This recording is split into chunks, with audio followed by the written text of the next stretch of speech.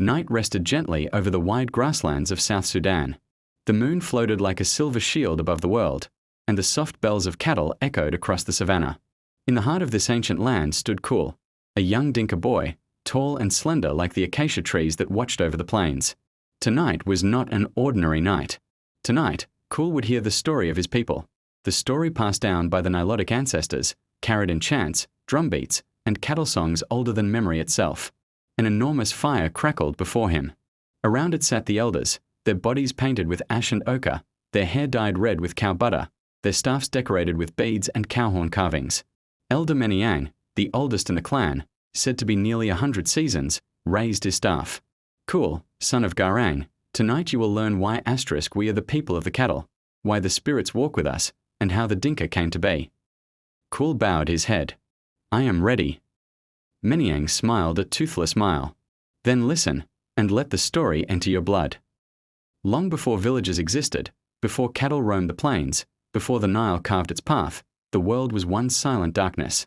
Above it lived Nilotic, the sky god, father of creation.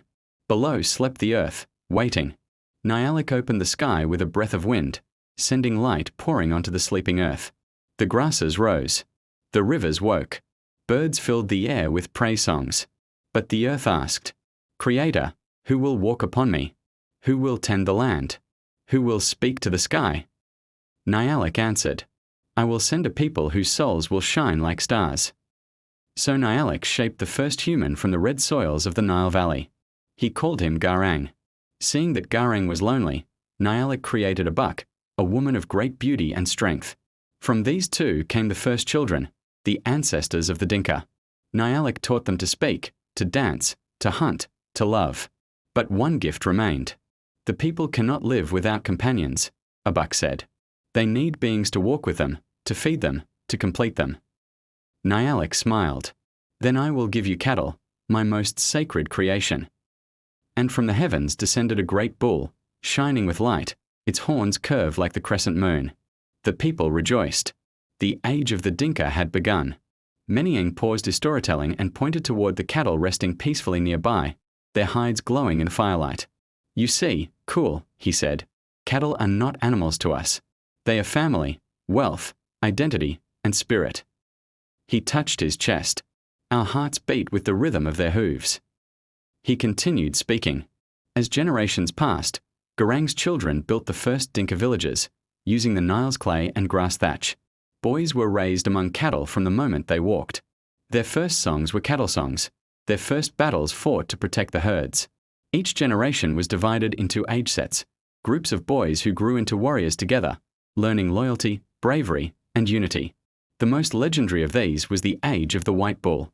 In this era, a sacred white bull named Mabia was born. The elders said its spirit came from Nilotic himself. But peace never lasts forever.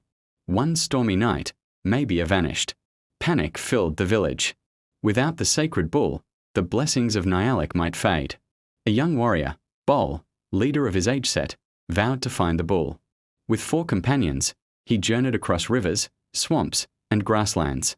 They followed tracks through land where lions roared and shadows moved like spirits. On the 7th night, they found Mabia trapped in a hunter's snare.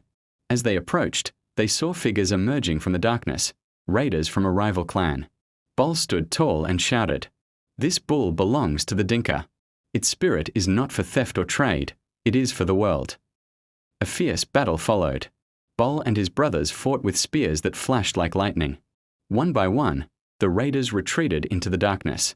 Bleeding, exhausted, but victorious, they freed Mabia. When they returned home, drums thundered across the plains. Songs were composed. Generations repeated their names. Bol's age set became legends. Elder Meniang's voice softened. You see, Kul, we Dinka are ancient people. Our stories live in. Ere the cattle songs sung at dawn. Ere the longhorn silhouettes against the Nile sunset. Ere the scars on a warrior's chest. Ere the ashes and ochre that mark the body. Ere the praise poems of our ancestors. Ere the spirits that walk with us in dreams. Our past is not gone, the elder whispered. It walks beside us, like cattle returning home. The fire crackled low.